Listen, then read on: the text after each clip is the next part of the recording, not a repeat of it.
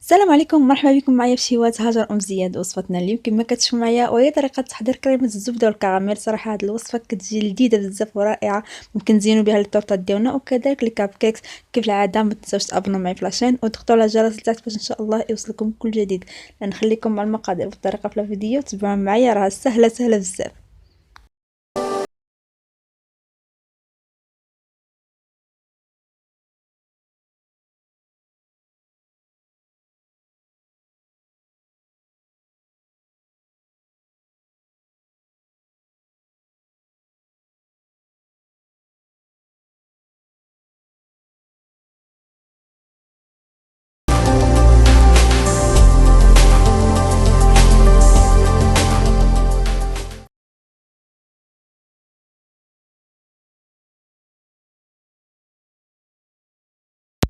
لتحضير الوصفة ديالنا غنحتاجو في المكونات إلى عندي هنا 500 غرام زبدة غير مملحة، عندي كذلك 4 ملاعق غنحتاجوهم ديال نسلي كراميل أو دوسي دي لاتشي، ملعقة فانيلا، سكر ثقيل اللي هو السكر كلاصي ورشة الملح. نبداو على بركة الله.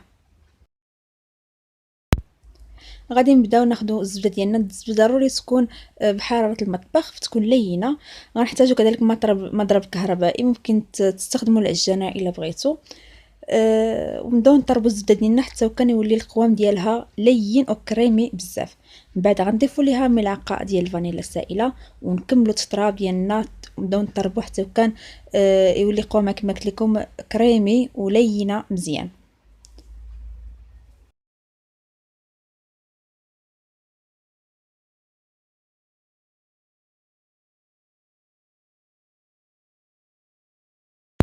بعد ما طربنا الزبده ديالنا ولات كريميه كما كتشوفوا معايا. دابا الان غادي ناخذوا النسلي كراميل اللي هو الدوسي ديال لاتشي، غادي نضيفوا منه 4 المعالق مملوءه كبار ديال نسلي كراميل، وكنطربوا من بعد هاد المكونين مزيان مع بعضياتهم حتى كينسجموا.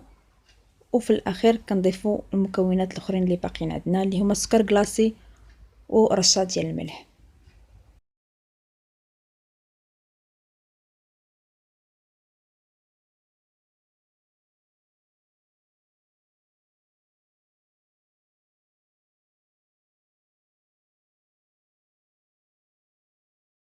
وانا هنايا زدت معلقه اولا نصف ملعقه اخرى ديال نسلي كراميل، يعني التوتال عندنا 4 ملاعق ونصف تاع نسلي كراميل. ومن بعد كنكملوا التطراب ديالنا مزيان حتى كينسجموا العناصر مع بعضياتهم.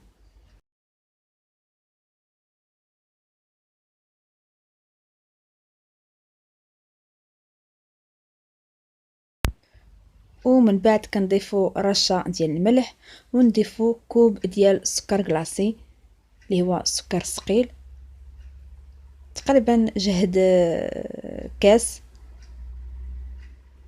ونكملوا التطراب ديالنا.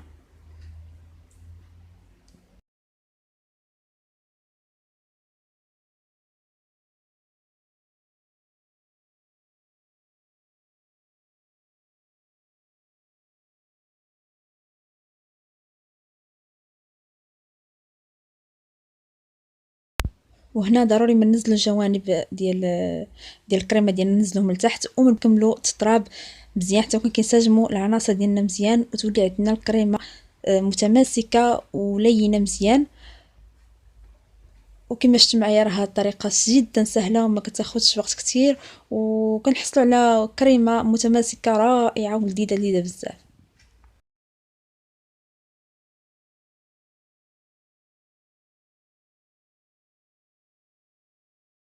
وها هي الكريمه ديالنا اصبحت جاهزه دابا الان.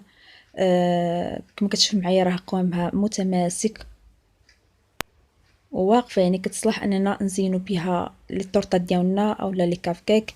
دابا انا هنا خديت واحد القمع وراس ديال النجمه، وكما كتشوفوا معايا انا دابا كنحاول نوريكم الشكل ديالها والقوام ديالها كيفاش كيجي.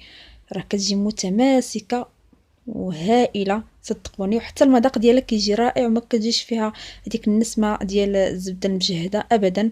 جربوها وان شاء الله الوصفه غادي تنال الاعجاب ديالكم. كما شفتوا معايا ما كتاخذش وقت كتير سهله بزاف. فعندي لكم واحد الملاحظة، إلا وجدتوها قبل بغيتي تصوبيها للطورطة ديالكم فممكن تحتفظوا بها فقط غير في الكوزينة عندكم، ما تدخلوهاش للثلاجة إلا كان عندكم الجو بارد.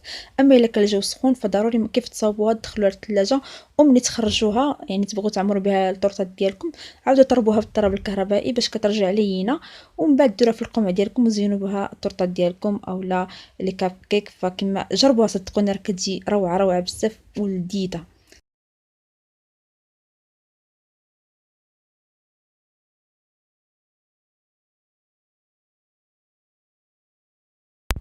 ووصلنا لنهاية الفيديو. كما كتشوفوا معايا الوصفة ديالنا راها سهلة ولذيذة بزاف ورائعة، نتمنى تجربوها. قوامها متماسك صالحة لتزيين الطورطات ولي كافكا كما قلت لكم قبل. وكيف العادة ما تنساوش تابوناو معايا في لاشين، ولا عجبكم الفيديو ما تنساوش ديروا جيم وتضغطوا على الجرس لتحت باش ان شاء الله يوصلكم كل جديد. نتلاقاو ان شاء الله في فيديو جاي مع وصفة جديدة. السلام عليكم ورحمة الله تعالى وبركاته، الله المعين ومع السلامة.